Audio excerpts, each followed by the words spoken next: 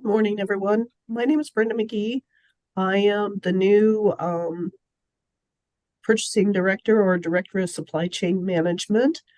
This is my first time at a FAC committee meeting, so bear with me as I try to figure out what I can do to answer your questions and provide information on how we in the purchasing department try to comply with policies and take care of business for the district while we're doing that.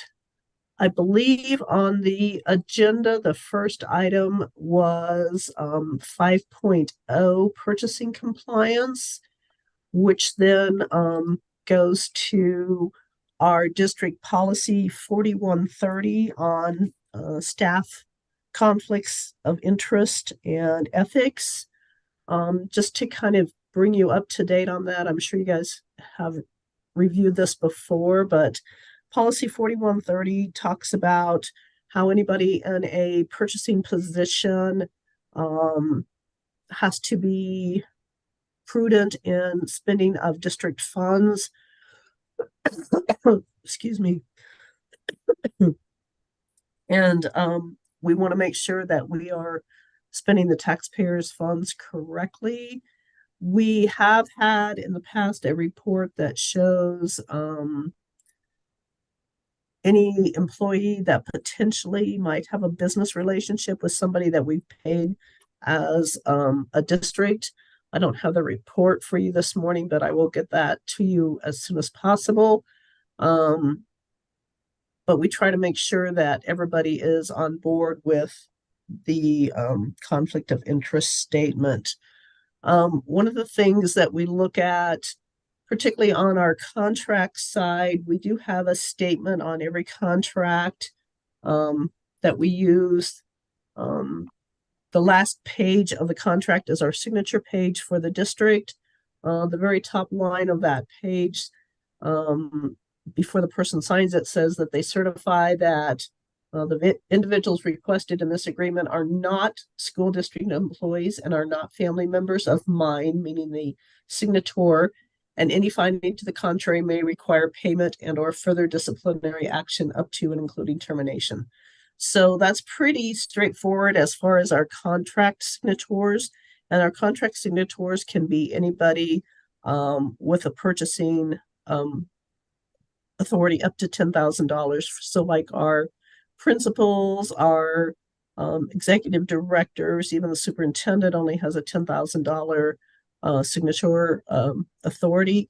And then someone in the purchasing department, depending on their classification and what they do, up to and including Gina as the CFO, signs underneath that employee's signature, verifying the information in the contract.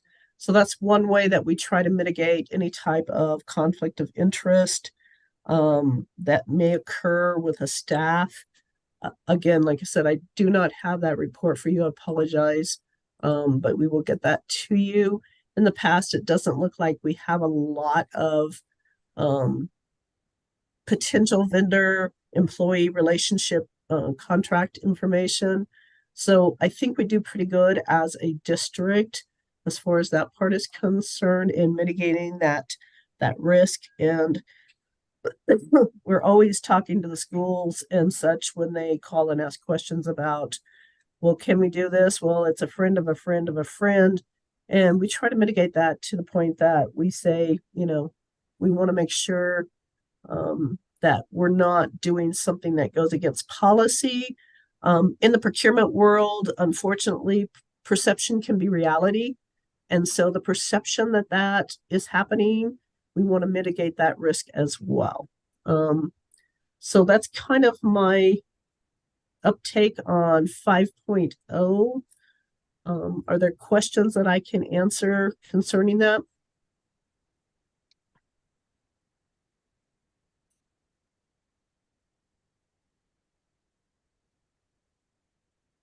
I know we've done, the surveys of 4130. How is the staff notified about that policy? The policy is out there under the district policies, and I believe it's part of also when the employee comes on, that they are made aware of this policy. So as an employee starts to work for the district, they are made aware of this policy. And then we try to reiterate that, Laura, as much as possible when we're doing any type of procurement training. Um, excuse me. Yeah, I don't know. I don't recall in my years on that we've ever had an actual problem with the conflict. The only thing I think we've ever flagged is that sometimes staff weren't quite aware. They didn't know that policy obviously by number, because not everybody remembers those policy numbers, or they weren't exactly sure where to get the information, but they didn't feel that it was, but that, which we just always want to make sure they know where to find that, but that the actual conflicts of interest, I don't recall. Maybe if somebody else can fact check me on that, I don't think we've ever had a bad issue with that. So thank you. I would agree, Kathy. We have had a couple of issues where I know on previous reports that Gina provided to me, there's one, a company called JVH Marketing and Promotions. They're a big company that does a lot of printing of goods, t-shirts, etc. for us. That is somebody that is owned by somebody whose wife or somebody is a district employee. However, we do know this, we're aware of them. They do participate in our solicitations, so they do competitively bid items. So we mitigate that risk of them by them participating in that bid and selection process. So we're not necessarily just giving it to them because, it's a family relationship there. So there are some out there. And then, like I said, when we train with bookkeepers and office managers, we always have a section for procurement. And this is absolutely a policy that we speak to during that training to make sure that at least those people are aware of that and can hopefully try to stop some of that at the start, because they're kind of our first line of defense, for lack of a better word, at the schools is working with the bookkeepers and office managers. Thank you. Yes, that does sound familiar. And have we contracted with them year after year, or was that what? Do you know? Are we currently contracting with them, with a company that is? I know they competitively bid, but since they do have a connection to a staff member, I was just wondering if they are awarded the contract every year. The last contract that we did for them, Kathy, it was a contract that was awarded with 1 year plus 4 options to renew, 4 1-year options to renew. So yes, they still are under contract with the district based off of that solicitation. Okay, but you feel that we're in a safe place in terms of not having conflicts of interest because they go through the competitive bid process, that staff is comfortable with that? I do. Like I said, they absolutely do participate. They are competitive. It's not like we're looking at them saying, because you have that relationship, we're going to give you a pass. If you look at I think there's 6 vendors awarded under that particular solicitation, and they're right probably in the middle of that. So they're not the lowest and they're not the highest. Okay, great. Thank you so much for that information. Appreciate it. And Kathy, you Brenda, brought up a really quick, Kathy, at the beginning, I think, of your comment, you had mentioned staff notification about policy 4130, and annually the HR sends out an email where you are required to respond in the affirmative that you're aware of this policy. And so we do that annually. Oh, perfect. Great. Thank you. Thank you, Gina. I'd forgotten about that. Thank you. Just out of curiosity, sometimes vendors are interested in taking people out to dinner or taking them to events, or sometimes there's swag and gifts. Is there a policy compliance around, receipt of gifts or vendor items or vendor invitations to dinners or sporting events or whatever? That's funny that you asked that, because in my old world, way back when, that was absolutely a practice, particularly for procurement people. You were wined and dined and giving gifts and all that. But what I found in the government world is that that is a huge no-no. I don't know that we have that specifically spoken to in our policy. Oh, yes, we do. Prohibited contact 3.3. Accepting a gift or benefit tantamount to a gift that is intended or would improperly influence a person. So we do have that spelled out in that policy as far as accepting of gifts. And then I know that this was a big issue for the state a few years ago. In fact, Amendment 41 was passed that does state a dollar limit that is allowed. I don't know that our district falls under that amendment, but it did have a dollar limit spelled out. But our district policy does not have a dollar limit.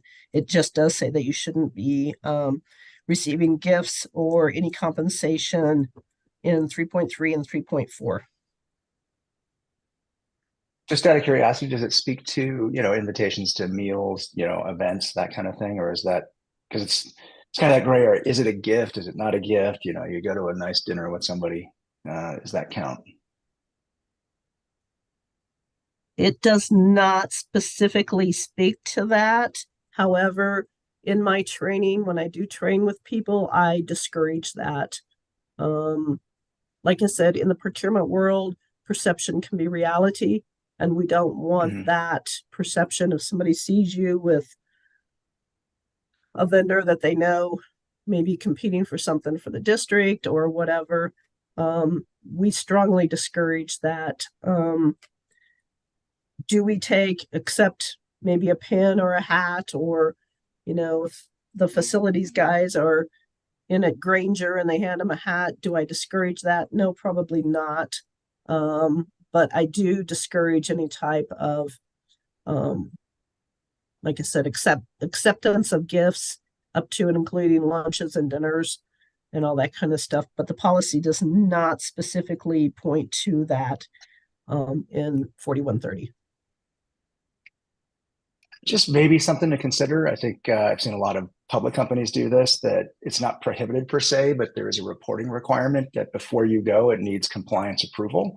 That way there's always transparency into it. And to some degree that tends to mitigate any kind of, anything that's untowards would probably not get reported. So, you kind of protect yourselves that way if you have a reporting requirement and it requires, maybe a manager approval or some sort of compliance approval. And then it doesn't sound like you guys accept gifts. I mean, I've seen federal employees that literally, like, you leave them a bottle of water and they leave $1 on the table because they're not allowed to accept a bottle of water. So it can be very, very, very, very tight and conservative. So, but just maybe from your guys' policy perspective, you might consider a compliance reporting requirement, because then it tends to mitigate some risk. Good idea.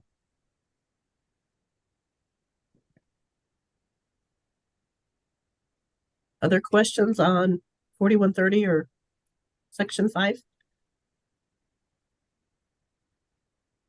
Me. Brenda, have we had any large solicitations or procurements this past year or coming up? We have had a couple of large solicitations. We do have potentially a very large one coming up, probably within the next, what do you think, Gina, year and a half? We'll want to put that on the street for our ERP system. So that will be coming up. That's a huge procurement. We had a couple of IT procurements, not so much in FY23, but more like in FY24 that we've worked on with some big software packages. But we haven't had a lot of procurements that were huge in terms of total dollars. I mean, in comparison, like I said, some of the software things are up to the tune of $1 million, but that's spread out over potentially a 5-year period as we're contracting. Our solicitations, we always do a 1 year with option to renew for 4 one-year options.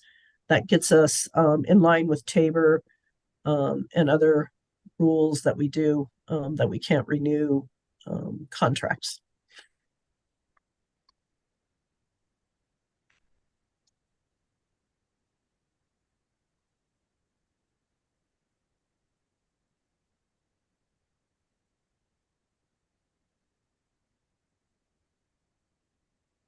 Okay, so the next item was 2.5.5. Which speaks to asset protection and purchasing. We did have 35 formal solicitations last year in FY23. We had 35 what we call a formal solicitation, which means that a buyer in the procurement department did put those out for bid. We do a lot of what we call informal bids because that complies with policy. And depending on whether it's any department besides capital construction or facilities, there's different rules for when you have to do a formal solicitation versus what we call an informal. An informal solicitation means that the program typically goes out and gets at least 2 quotes or 3 quotes, depending on the dollar amount, so that they have some type of competition for those goods and services. Once you get over that $100,000 limit per policy, then it has to come to the purchasing department for a formal solicitation. So again, some of those can be done informally, and then we did have the 35 that were done formally. Laura, did you have a question? Oh, no, I just coughed. Sorry. Okay, that's all right. Just want to make sure. And a quick question. In the text here, it mentions a procurement deviation justification for, emergency purchases. I'm just curious how often that happens, how many times in the last year it's happened. I would have to run a report to see how many, we call them PDJs, procurement deviation justifications. So again, per policy up to $10,000, you do not have to bid. But anything over $10,000 to $100,000 for most departments, you have to do an informal solicitation. Anything over the $100,000 requires us to do a formal solicitation. The PDJ form actually speaks to that $10,000 limit. So you would have to use a PDJ if the solicitation or the purchase that you were making was over $10,000. We typically use those for solicitations or for purchases where by the there may be already a relationship of some sort. Let's say that we had John Deere lawnmowers. I don't know that we do, but and we needed to purchase a couple more lawnmowers. We might want to specify a John Deere lawnmower because that way it equates to the parts that we currently have and hold in stock at the moment. So they're used for that. They're used for situations where in a curriculum case where the district has decided on a specific curriculum that they want to run. So we would use the PDJ for those instances where that curriculum is selected and then approved by the board. We would need a PDJ to justify the selection of that specific curriculum. And then we also use it, not often, but in the case of an emergency purchase. So on the PDJ, there's 3 areas that you have to specify, whether it's what we call a sole source, which means that there's only one person that can offer that to you. There's only one person that makes that item. We had an item for one of our tech schools that was an electric car. We had to use the PDJ because nobody else makes that electric car. It was for the automotive program at Washington Square. So we used that because that was the only one out there. You have to be very careful with the sole source versus a single source. So that's the second option on the PDJ is a single source. And a lot of people say, well, it's a sole source. Well, it may be that it's manufactured by a certain place, but you can buy it from 3 or 4 vendors. They're people that carry it or whatever. So you want to make sure that you are working with those vendors and getting the best price. So just because it's maybe manufactured by one person, it could be sold by 3 or 4. So again, you have to be very careful with that sole source connotation. So we don't see a lot of those. And then we have the single source where, yes, we want to buy that good, and it's typically might be available from somebody, but maybe we've established a relationship with somebody, or it's easier to get from one vendor versus another. We'll use that single source. And then again, like I said, the emergency procurement where maybe an area flooded and we have to do mitigation or something like that, we would use that emergency connotation. So I don't know the answer to how many PDJs we've done, but I can get that information. It sounds like there's a pretty extensive review of those, though, right? So whenever somebody's filled one out, your team reviews it pretty carefully. Okay, good. So it's And very then- extensive. It does have to be run by accounting. If it's a grant, they do have to sign off on that. It does have to be run by our tech folks if it's an IT item. And then it does have to be signed by the executive director of the department. So it's not like just a slam dunk. If a principal says he wants it, that's fine, but they have to fill out that document.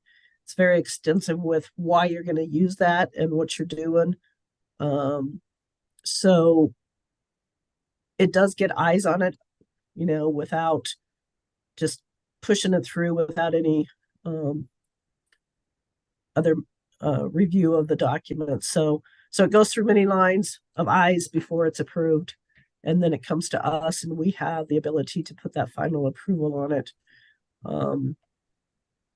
That's helpful. Thanks. Just out of curiosity, obviously the policy has a lots of ins and outs to it. Are there ever instances where there's non-compliance? Do you guys find that there are occasionally cases where something just went sideways and somebody didn't follow the procurement process?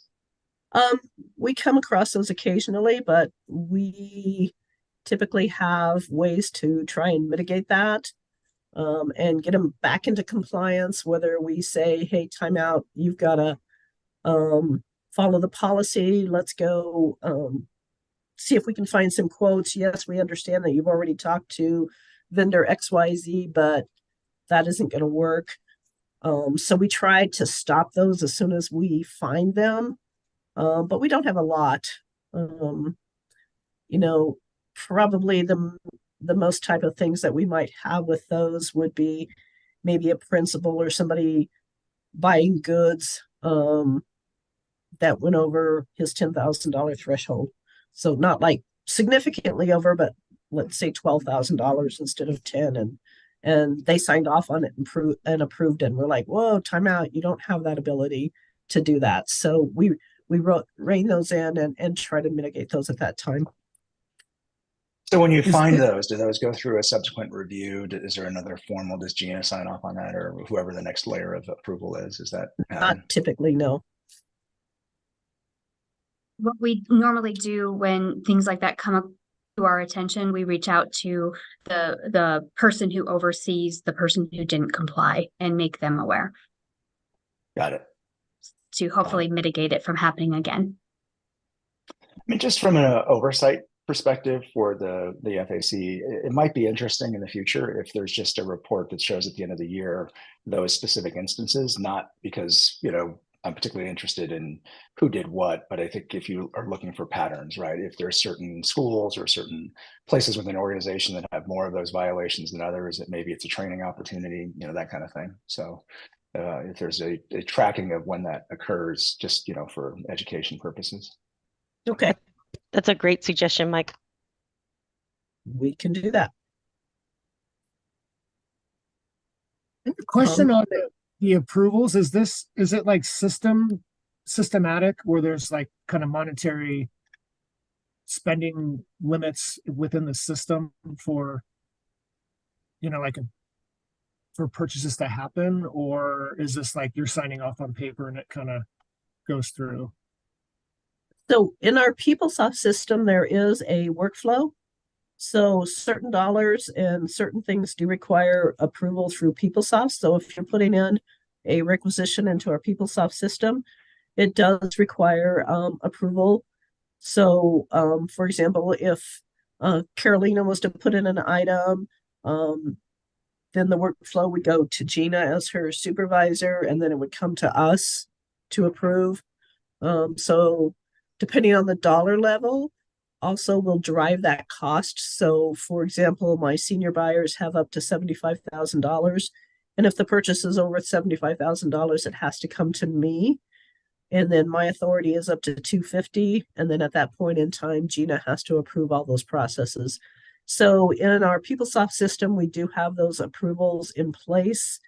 In other systems, like I said, a principal or somebody at the school level is allowed $10,000, and those don't go through the system without, if they're on paper, if it was over 10, typically the accounts payable people will bring those to us and say, hey, this went over 10, what do you know about it? And they'll bring those to us for review at that point in time. Okay, thank you. Mm-hmm. All right, we are just a couple minutes over at this point. Any other last minute questions for Brenda?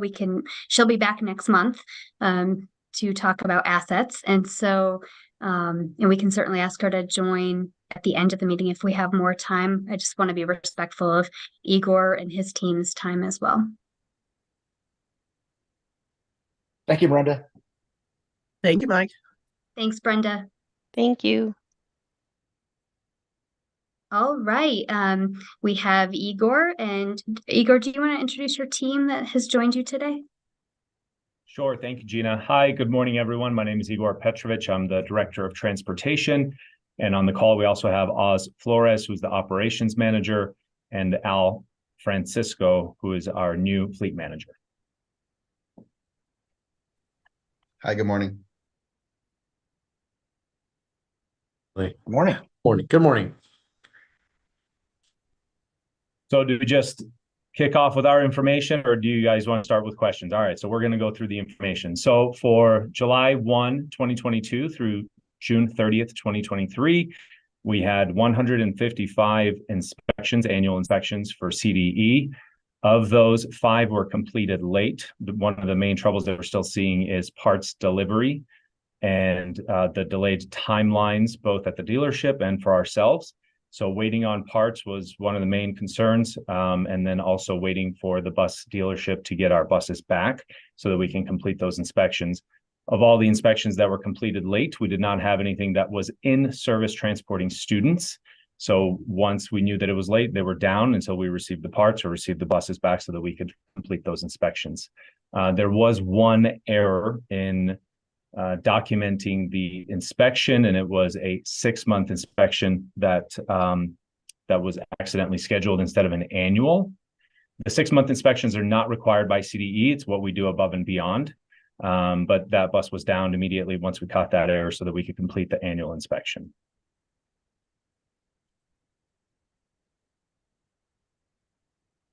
That's all that I have at the moment. Igor, are you the person we all have to thank for getting the bus drivers more staff this year? I know that's been a challenge the last few years. That was a team effort. Coming out of COVID was a real struggle for us. We lost quite a few of our staff, as did many of the other districts. So implementing the non-CDL program and combining the bus stops and bus routes, we never reduced service. So we're still driving all of our routes, all the same level of service, but yes, we've reduced the number of total routes, and it was a team effort to get that done. Well, congratulations to your team. I know it was it was a big problem, and it sounds like you guys had some pretty innovative solutions to that. So congratulations on that. Thank you. Hi, Igor. I just wanted to, this is my last meeting with the FAC.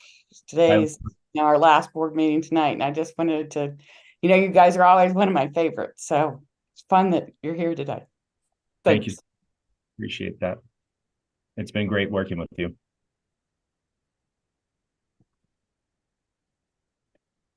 Igor, just a question about, supply chain stuff. I mean, I know it's probably returning back to normal, but I know there was pretty significant disruption over the last couple of years.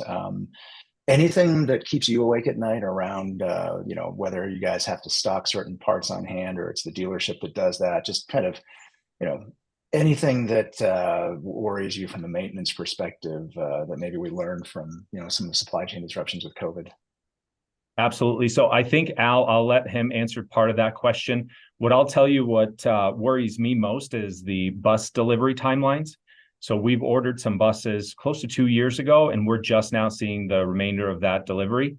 And so if we look at expanding the non-CDL program, or when we look at retiring some buses, we really have to shift our timeline of we no longer have 4 to 6 months, and we'll plan for it this year so we can get those buses next year. So we need to start looking at 2026 and beyond if we're going to expand, if we're going to replace, anything like that. So that's what's keeping me up at night. But as far as the parts deliveries, I'll let Al jump in on that one.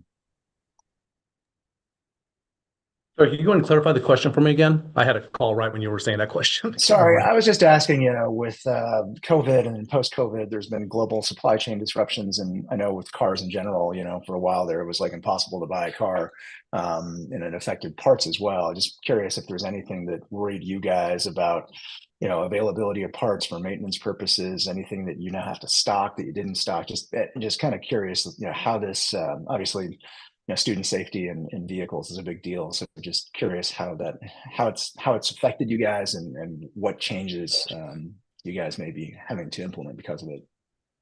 Thank you. So yeah, the part supply is definitely has been an issue since COVID. We're experiencing that still to this day with certain parts that are coming in, and it's just like what happened last year with some of the delays that we had in our inspections that caused us for delays. A lot of them were just waiting on parts. We're still feeling that effect. Some of the ones that are, I would say, most prevalent or happen most often with parts that go down, we're trying to get ahead of that and make sure that we stock as much as we can when they do come in, because some of them are on critical back order. Great example what's going on with the new pushers that we just purchased this year. Just some of the parts that are going down or failing on them already are already on critical back order, so that we know that for one of them that went down. So what we'll do is we won't just order one. We'll make sure that we get a couple of them in our stock, so that when that does happen, because it seems to be something that's probably a manufacturer, we're going to have that ready available for us so that our vehicle isn't down for any long period of time. Do the various districts in the Denver area all use similar buses, and are the parts, is there a sharing or swapping of parts between districts? Do you guys each stock your own stuff, or is there kind of more of a centralized, kind of not a depot, but just a sharing? I know car dealerships do this all the time, right? They'll swap parts between dealerships when they're like, hey, I've got this car, this buyer wants it. Can we do a dealer swap kind of thing? So yeah, so we do have our own parts department, which is kind of unique for school districts. Large school districts obviously have to have them. As you go down with smaller school districts, they usually don't have something as nice as what's here in Adams 12. But yes, what we'll do is from time to time is we'll call our local partners around here, whether it's another school district or just different parts places, and ask them if they have something in the stock that we can swap with them, or as we're on back order, can we get yours and we'll give you our type of thing. We work together, all of our school districts, especially fleet shops. We understand, the binds that we get in, and if we can help each other out, we do. Got it. Interesting. Thanks.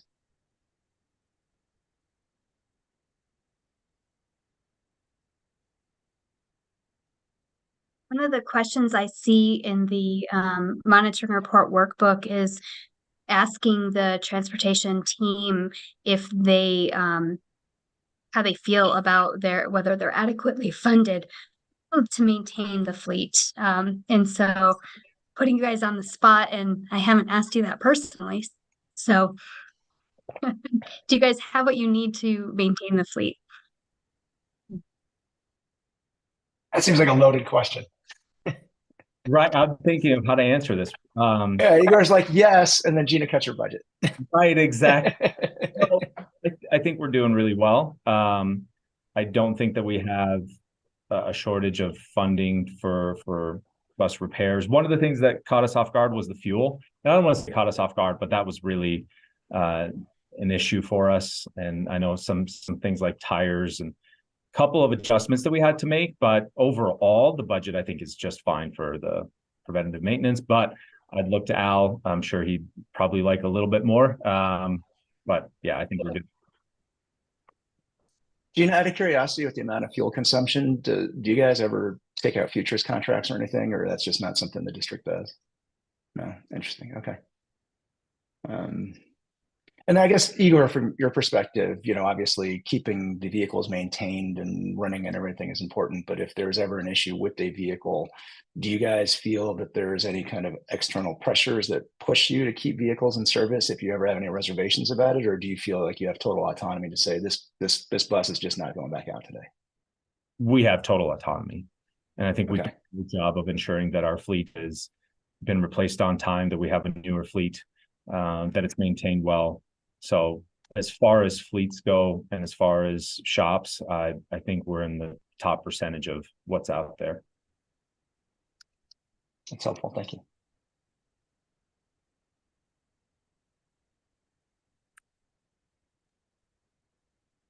Does anyone else have questions for the transportation team? I'm looking to see if there's any other items. No, this is Christina. I just wanted to express gratitude for what you do. It's such an integral part of keeping the schools running. Thank you, Christina. Yep. Thanks so much. Great to see you guys again. And thanks for keeping the kids safe and getting to where they need to be all the time. Thank you, Kathy. I'll always be the crazy lady out waving at your bus drivers. Thank you for that, Laura. Appreciate it. We really appreciate your time. Thank you so much for making it here today. And if there's no other questions, we have a little bit of extra time, and so we can. Yes, Hilltop won't be here for 15 minutes, but we can. One of the items I wanted to talk about with the FAC about was the possibility of having an in-person meeting in January. That's when our auditors will be presenting the audit report to the FAC. And I think with that type of report and meeting, it might be very helpful to have everyone in a room together. Igor, you guys do not have to sit and listen through this if you do not want to. You're welcome to stay, but you are welcome to go. I'm sure you have things you'd like to do. Just say thank Thanks you. again, you guys. Take care. Thank you so much. Thank you. So the January meeting is on the 17th. Right now we have it scheduled from 8:15 until 9:45 a.m. Based on who is here today, any concerns with coming in person that day? I don't have concerns with coming in person, Gina, but just with the kiddo drop-off time, I think 8:15 is going to be a tight squeeze if we can push maybe 15 minutes or so. That should not be a problem. Carolina, will you look at that room and see if we adjust it? Does anyone disagree with that? No, I'm happy to be And for me. in person, and I think that 8:15 was always kind of tight for the in-person meetings for me too. Perfect. Well, we will update the invite, and Laura looked like you were going to say something.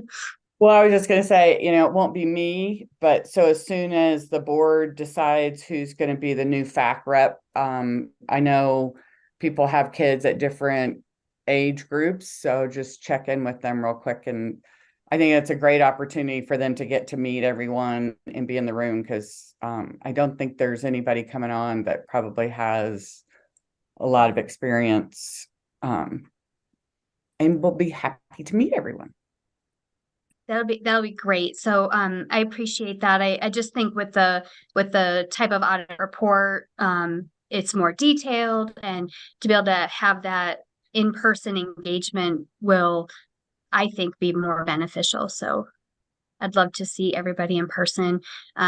So Carolina will update the invite. Laura will definitely, whoever is the new board appointee will absolutely work with them. And we will work with our auditor to ask them to be here in person as well. So thank you guys. Let's see. I'm just feeling old because my kid drives himself to school now. So wait till they're done with school and then you're gonna really feel yeah, old. That's where I have I'm one that at. is. So I know my this is son drives this is my himself second now. one. I know. I'm right with you, Mike. My son, you know, you pray you're going to live that long till they start driving themselves, and then you sort of miss the time in the car. but I remember before that 8:15 was always felt like, am I going to get there in time? Yeah, that's tough. All right, so while we have a little bit of extra time, we can tackle I'm trying to find my email, sorry. So one of the items that we left off last meeting that I needed to generate the list, and I'm trying to remember what the topic was, I apologize.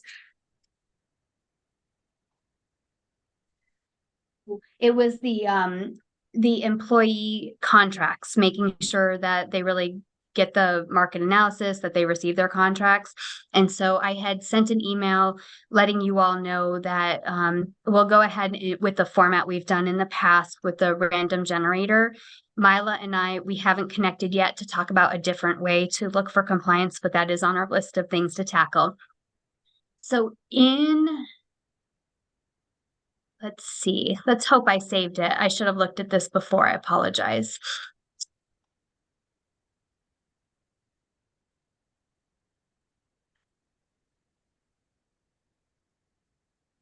Carolina, do you see, did Darren send that to us?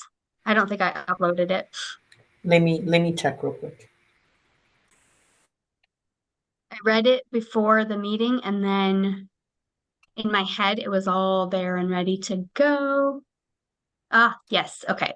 I found it. So let me upload it I'm going to upload it to the drive for that month's meeting, if you guys don't mind, because that was the agenda item. So when we try to find it, rather than hunting, we can see it based on the agenda.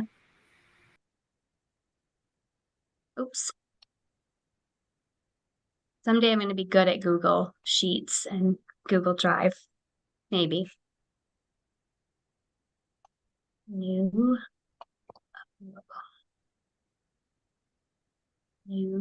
file upload. Contracts. Okay.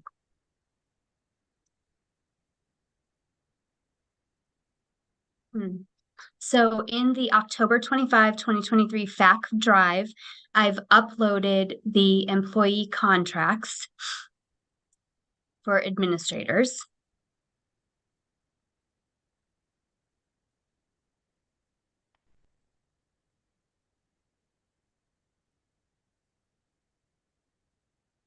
And I'm just going to assign a number 1 through 323.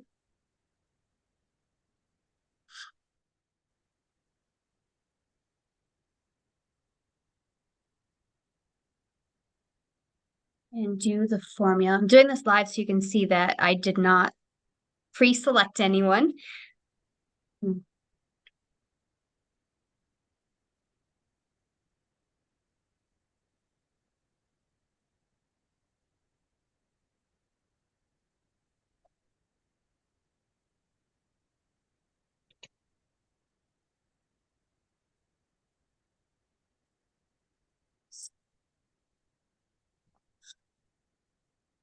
I don't have this formula memorized, so I'm looking it up really quick. Sorry about that.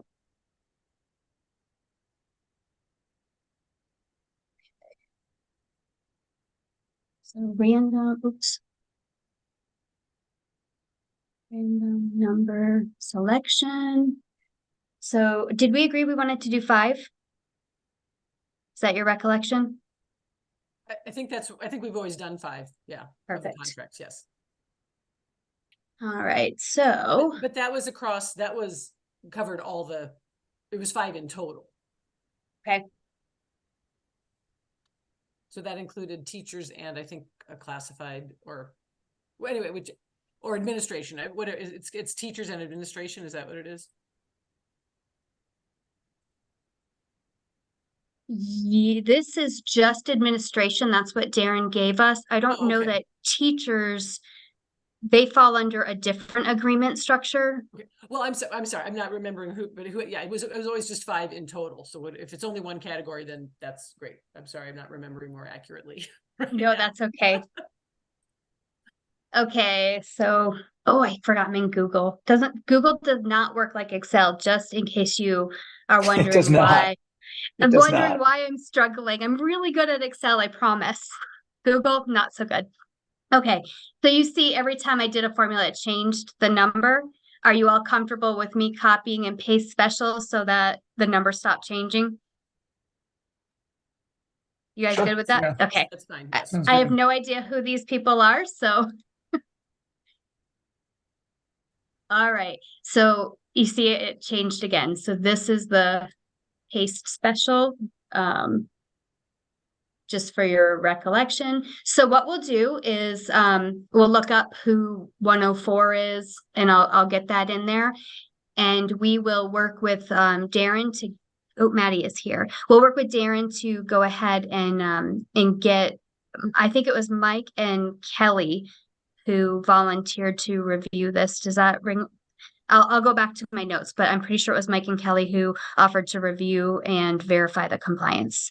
So I'll send that to you guys both. Yeah. Hey, Gina, just on that topic, I think when we talked last time, I mean, as an oversight and compliance body, I think my interest is much more in the functioning of the process and make sure the process works. Because, looking at 5 random contracts is a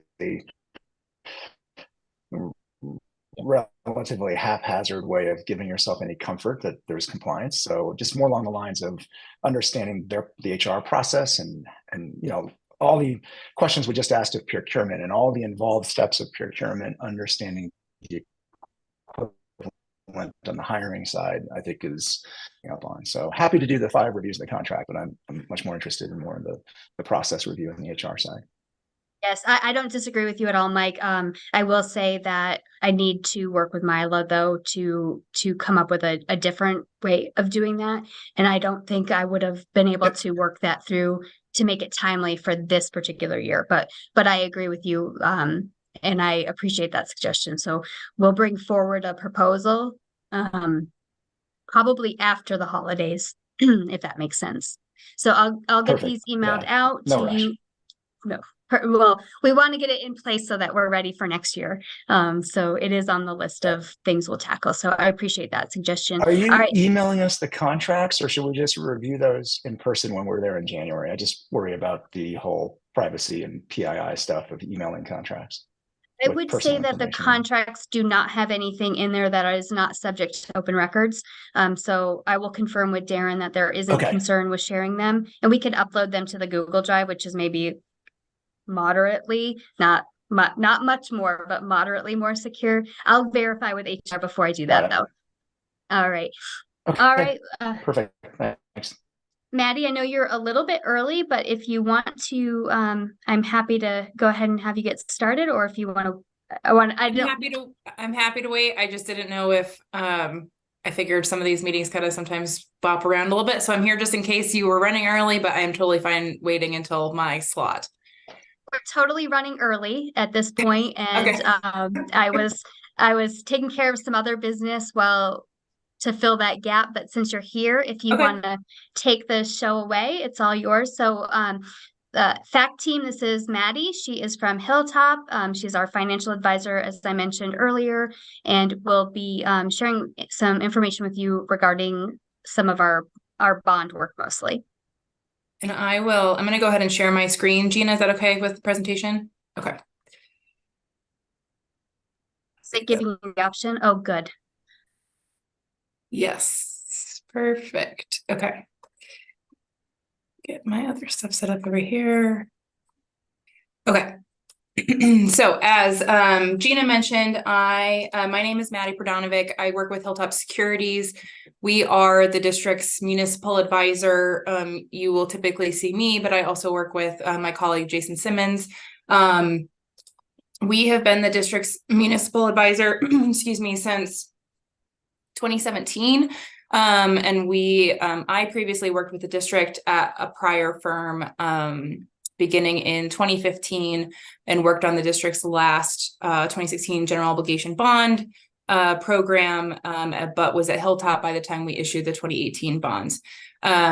For those of you that aren't familiar, a municipal advisor we have a fiduciary duty to the district. We are required from a regulatory perspective to represent the district's best interests. So we advise on all things related to the district's outstanding debt, but also are available generally to help answer questions about like mill levies. We've been having a lot of conversation with districts this year, pending whether Prop HH passed or not. We do help with some modeling around like mill levy overrides and things like that. So we kind of fill a little bit of a consulting role, but we also do have a regulatory responsibility to the district as far as the issuance of municipal securities. So that's a little bit about me and what our firm does. So what I'm going to talk about today is district's outstanding debt, a little bit about credit ratings, and then I'm happy to answer any specific questions that you all have about the district's current debt program. And if you just have questions in general about sort of like what's happening in the municipal tax exempt municipal space, happy to answer those questions as well. So the district currently has about $343 million of general obligation bonds outstanding.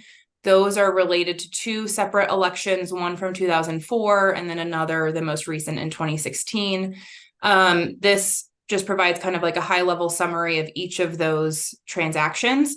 The municipal bonds are typically issued with a 10-year call date. So as an example, if we were to issue bonds this year, typically those would not be callable until 2033. That is market standard. So unlike your mortgage where if rates drop, you can go back to your lender and try and refinance at any point in time. We don't have that option necessarily with tax-exempt municipal bonds. Prior to 2017, there was the ability to advance refund. So essentially refund in earlier than that call date one time per original issuance on a tax-exempt basis. The Tax Cuts and Jobs Act eliminated that. So we no longer have the ability to do advance refundings on a tax exempt basis. It would have to be taxable, which in 2020 and 2021 was actually a fairly common thing to do because rates were insanely low.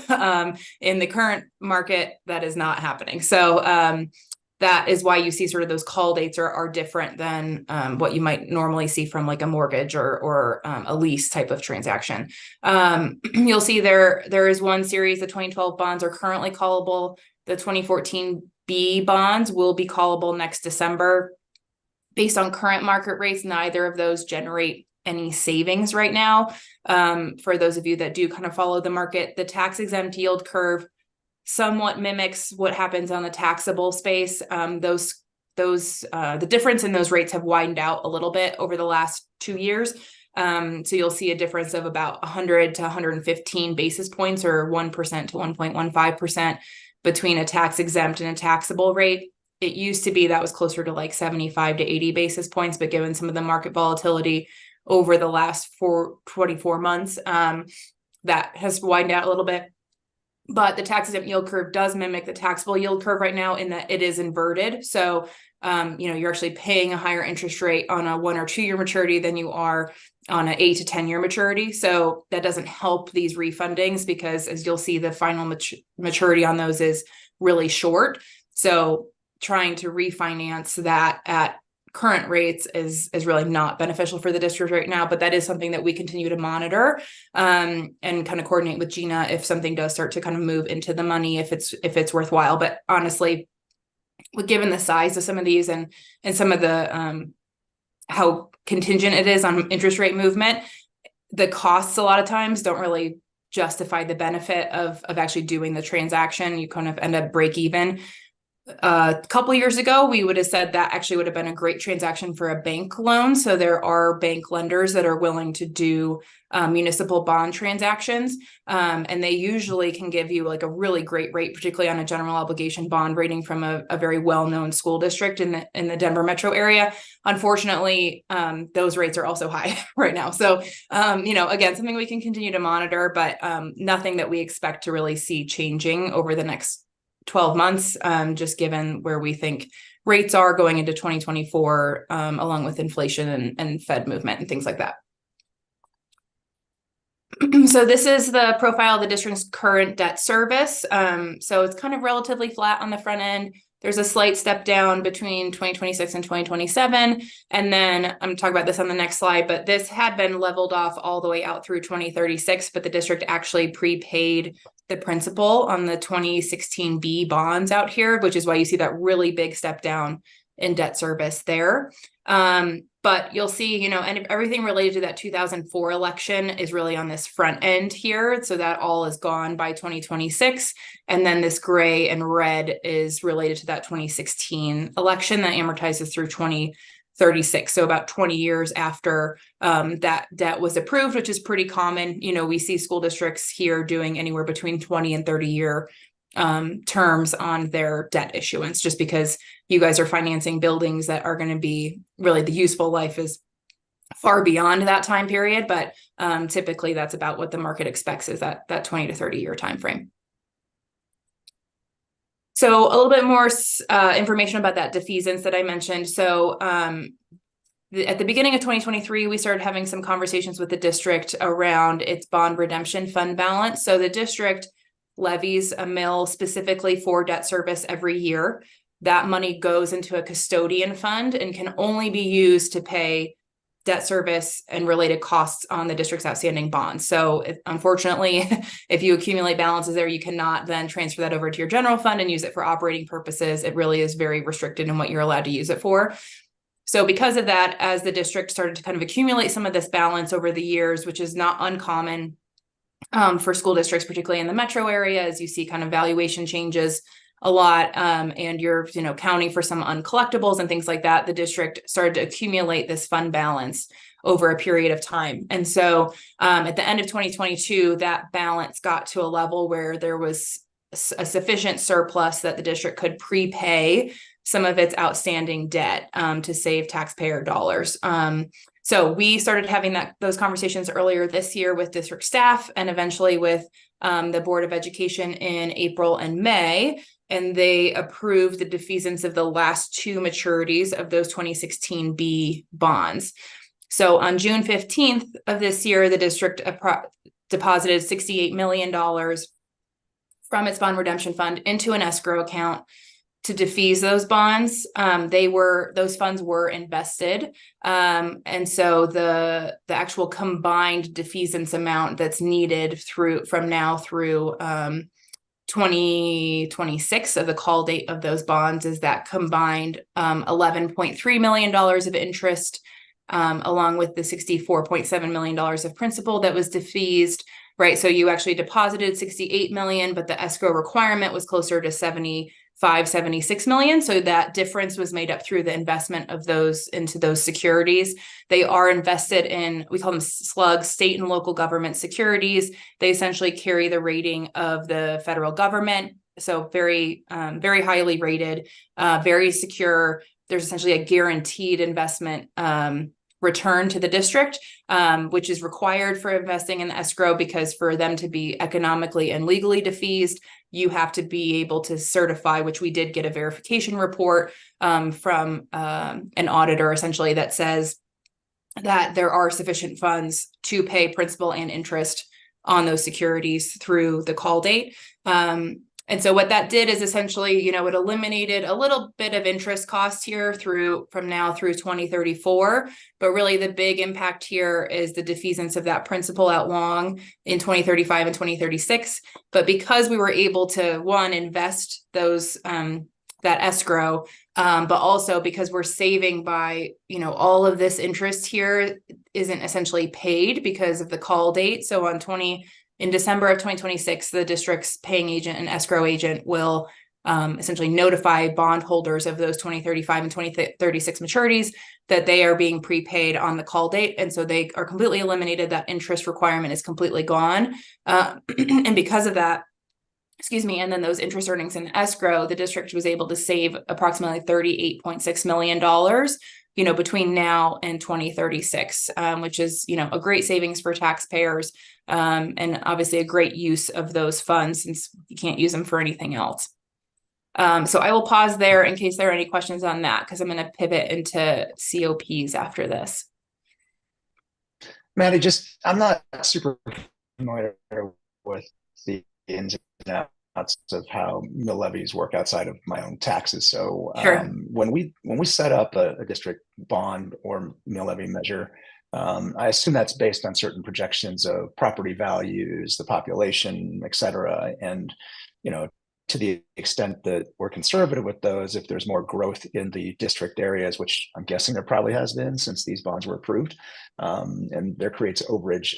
I guess what I'm trying to understand here and what I'm reading here is that if we do have overage, because that money can't, so I guess when we set that levy, that immediately then goes towards these bonds. And if there's more collections than we anticipated, we can't use it for anything else. So it sounds like we've invested those funds and we're using those investments to basically create a return that helps us pay down the interest faster, or the amortization, handle the amortization faster. Is that exactly essentially what? Okay. Yep. And there really is no, so when you set that rate, even though there's population growth or maybe higher property values, you still can't do anything with that money. Yep, exactly. Yeah. In an ideal world, you'd be able to say, like, I don't need 2 mills here, so I'd rather put it over towards my, general fund. Unfortunately, Tabor does not let us do that. So, but yes, so that is essentially how that works when we are working on bond programs. Different districts take different approaches to assumptions, going into 2024 elections, just kind of behind the curtains, what we are working on with several districts is assuming no change in assessed value, because we don't know, Prop HH failed. There's a special session that's on Friday. We have no idea what's happening in the future with, what the legislature might do with assessment rate changes, or just, your overall valuation, how that works.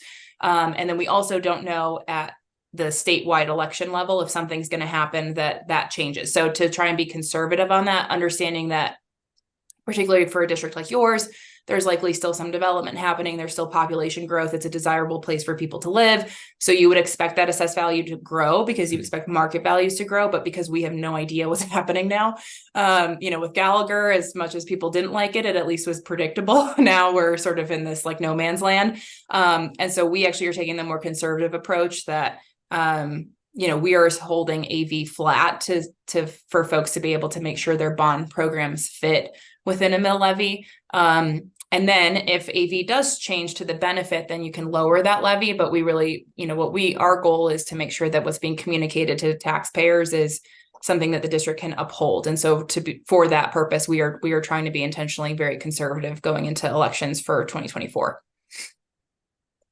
Got it. And just for my own understanding, if there's a set mill, if the property values decrease and it was potentially lower than what we thought it was going to be, and it creates a debt service issue, does the operating fund of the district then have to make up the difference, or is it just a shortfall for the bonds themselves? So there's a couple of ways.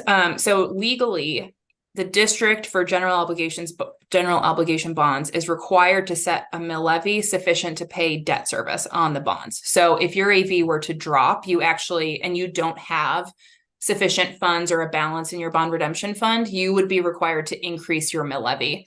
So part of the reason that a lot of districts, including Adams 12, have taken the approach of trying to kind of keep that mill levy relatively constant, even if that means in some years you might be getting more than you need to pay in debt service. That means some years you might be getting less than you need to pay in debt service. But from a taxpayer perspective, you are sort of held constant, I guess I would say. Obviously, your underlying property value might be changing, but that's the approach that a lot of metro area districts have taken over the last decade, I'd say, to try and kind of keep your tax bill relatively constant and let the district and the bond redemption fund absorb some of those valuation changes. I see. That's super helpful. Thank you. Mm-hmm. Any other questions? Okay, so certificates of participation from a high level perspective, so GO bonds are voted debt of the district. Those are legally considered debt obligations under Tabor. Certificates of participation are essentially lease obligations. They look a lot more like your mortgage. So there's a building that serves as collateral or the leased property for these financings that a trustee is essentially managing. The district retains ownership of the building throughout the term of the COP, but you are essentially leasing it to a trustee and then you are leasing it back. And these payments are annually appropriated every year as part of the district's budget process. They are not considered debt under Tabor for that reason, because they are not voted. It is not a multi-fiscal year obligation. Technically, the district could choose not to appropriate that payment in any given year. That would obviously create issues for the district's credit rating and market perspective, but from a legal perspective, that is how they are structured. The district has used these kind of sparingly over the last several years, well, I'll say like last 2 decades, and it really has been to fund some capital projects outside of projects that were funded with general obligation bonds. Part of that is because there was a very long period of time where the district didn't receive voter approval for GO bonds. And so use kind of these COPs supplementally to do some projects that were necessary for the community without using GO bond approval. So right now there's actually only one COP outstanding for the district that's outstanding in the amount of, just under $11 million. It matures in December of 27. We look at general obligation bonds on a calendar year schedule because of how property taxes work. COPs are just subject to annual appropriations. It was just like, Gina's budgeting for a whole host of things. COPs are one of those payments that are being appropriated for. So we look at those on a fiscal year schedule. So that's why you see the calendar goes through 2028, even though the final maturity is in December of 2027. Those payments are just under $2.5 million a year. Not callable. We did a refinancing for these in 2016. So these were originally issued, I believe, in 2008, maybe. And yes, okay. Yep, 2008. And so those mature in 2027. I don't think the district currently has any plans. We've had conversations in the last, 4 years, I'd say, of using COPs for certain projects within the district that needed to get done. I think some of those projects got postponed. District found alternative funding sources for some of the others. So from as far as I'm aware, no current plans for any COP issuance. And once these are gone, then you've got that $2.5 million basically to appropriate to something else, assuming the district doesn't issue COPs after these mature. Okay, so moving into credit ratings. So the district is currently rated by S&P and Moody's. The Moody's is probably the most common rating agency that we work with for school districts here in Colorado. S&P is secondary, but like a pretty far lagging secondary. And then Fitch is the third sort of common rating agency. Only a couple districts use Fitch here locally. We see them much more in the utility space here in Colorado. So the district's GO rating from S&P is a AA minus. For those of you that aren't familiar, so ratings start at a AAA, AA range. So AA for S&P is AA plus, AA minus, and then into the single A, and then BBB, which is the lowest rating you can have and still be investment grade. Similar rating scale on Moody's, but they use these like capital A, lowercase numbers, etc. But similar sliding scale essentially. So very strong in the AA category by S&P. S&P takes a more conservative view of school district finances. They don't really count as much fund balance as Moody's does when they're doing their calculations. They have a more restricted view on your cash balances. And because of that, S&P typically is like 1 or 2 notches below the Moody's credit rating. There's only maybe 2 or 3 districts where the S&P and Moody's rating are the same here in Colorado. For the most part, there's that little bit of distinction just because of how S&P views school districts here. That's part of the reason that, if you are only going to use one rating agency on a transaction, you're typically going to use Moody's, which is why S&P is a much further second used rating agency here for school districts. Moody's in 2021 rolled out a new rating methodology for school districts.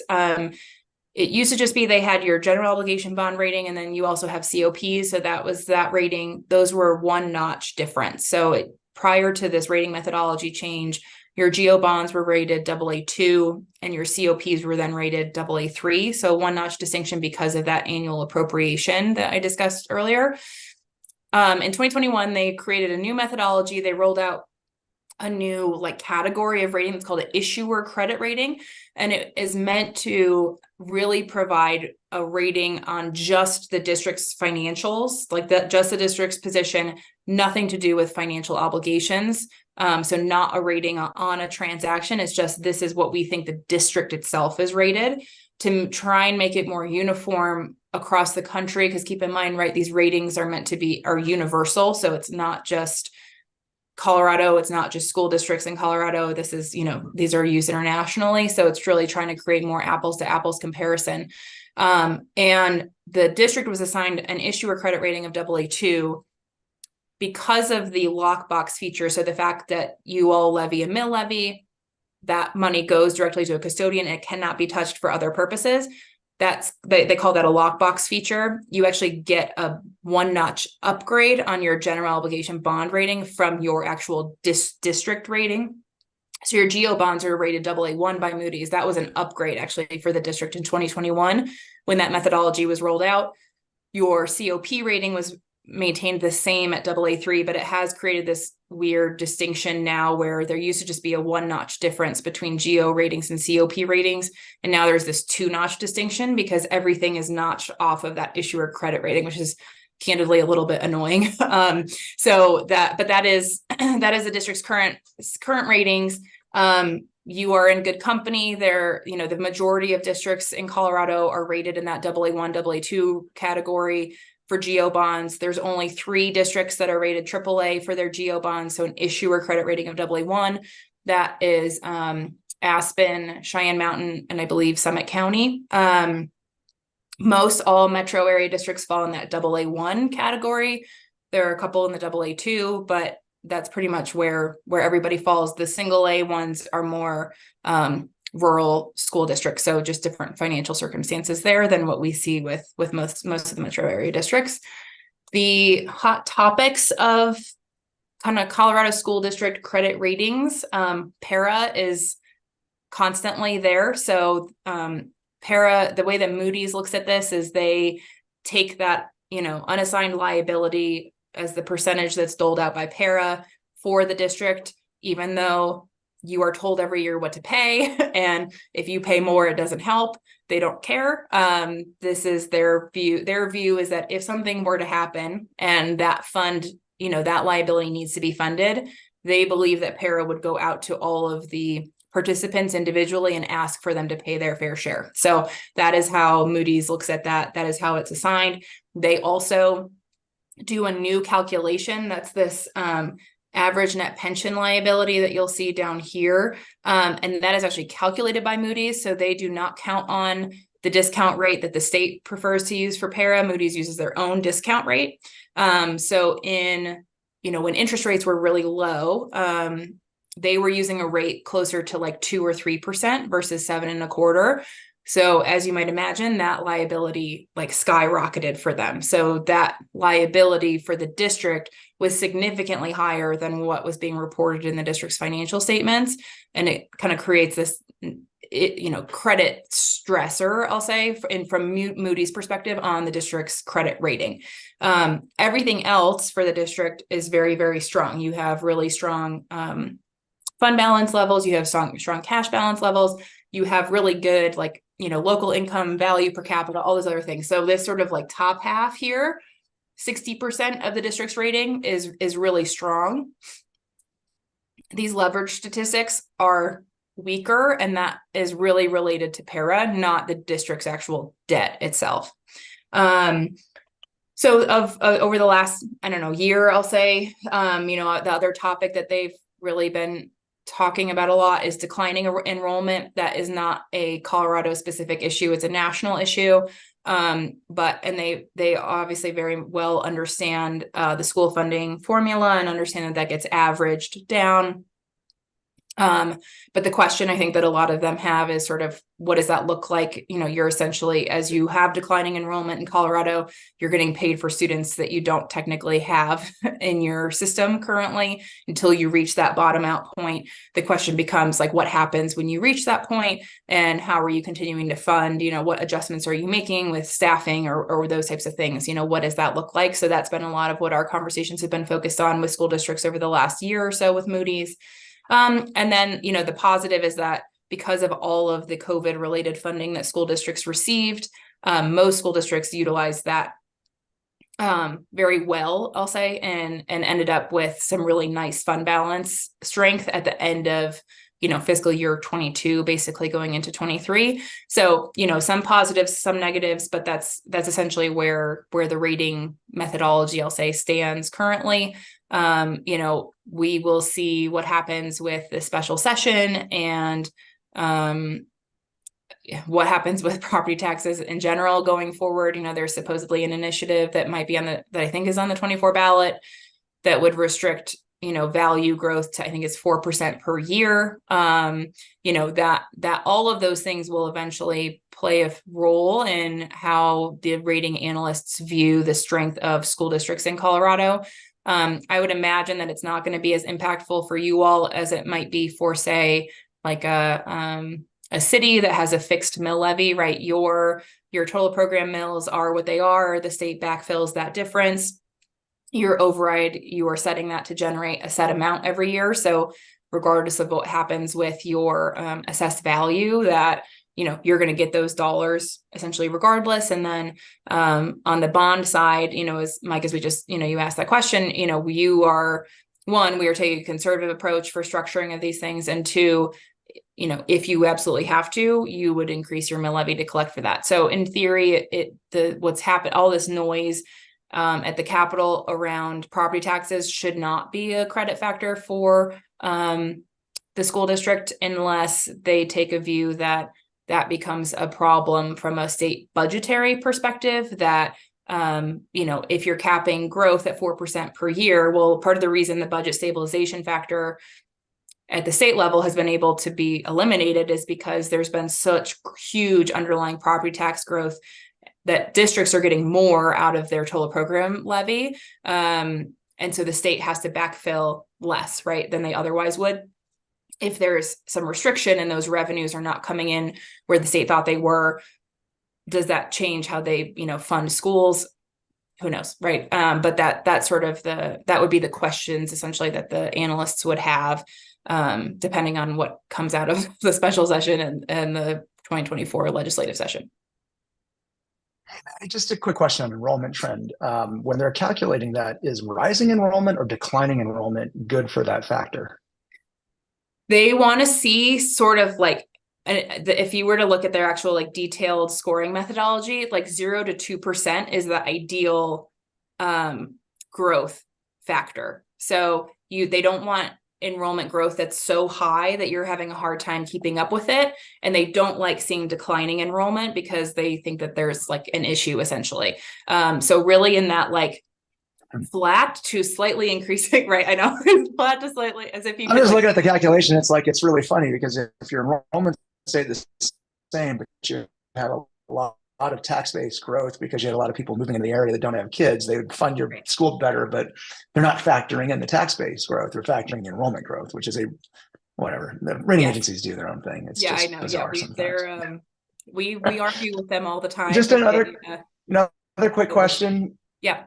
Yeah, another quick question. I assume that for municipal entities, it's pay to play just on the commercial side that you have to pay these guys to rate you. Yes. Is there any real advantage for us to have 2 ratings on this? Can you just do without one of them and save a few bucks? Yeah, so we have over the last so in 2020 and 2021, when interest rates were really low, it really was an issuer's market is what I would say. So we actually started to eliminate as many ratings on a transaction as we could.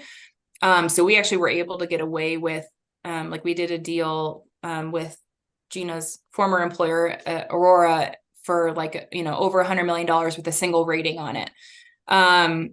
that pre-2020, that was really unheard of. Really anything above that $50-60 million range is typically where investors wanted to see at least 2 ratings, because and it really is not, it's not necessarily a credit issue. It's an internal policy issue that they had, where they essentially, over a certain dollar amount, they required 2 ratings to even be able to consider the credit. We kind of were able to work away from that a little bit when rates were so low and it was an issuer's market. We are now back into sort of an investor's market, but because of that, we have seen still, if we're sort of in the $100 million and above threshold, we typically need to have 2 ratings on there. That is something that we work with the underwriter on, you know, as we go through a transaction to see, because yes, it's expensive, it's time consuming. So we try and limit as many ratings as we possibly can, but there are instances where we still need to have 2 ratings. But like I think on the COPs, we only had 1 on there, right? Because it was a smaller transaction. We just didn't put S&P on there. If the district, as an example, were to do like a refunding and it was only going to be $30 or $40 million, we would certainly only do 1 rating on that. If we're talking about a new money issuance from potential additional authorization, we're probably needing 2 just because of the size of the transaction. That's super helpful. Thanks. Mm-hmm. Any other questions?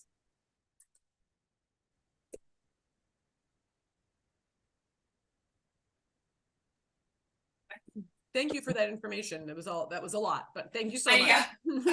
I know we used to come, I think pre-COVID, we used to come a lot more regularly, I think, to present to you all, but then in a post-COVID world, I think some of the meetings kind of got sporadic, and obviously there's been some turnover at the district level. So it is nice to be back in front of you all. We used to do this kind of annually, which I think, we can do that going forward. So you're not being like having a ton of information thrown at you at one time. So super helpful though. Thanks, Maddie. Yes. Let me figure out how to stop sharing here. I have the hardest time on Zoom. I know. I can never remember. Isn't it supposed to like pop? You don't have like a cat video running on YouTube in the background over there. There we go. It would make my day, actually. So if somebody can make that happen. No, that's awesome. Any other questions for Maddie?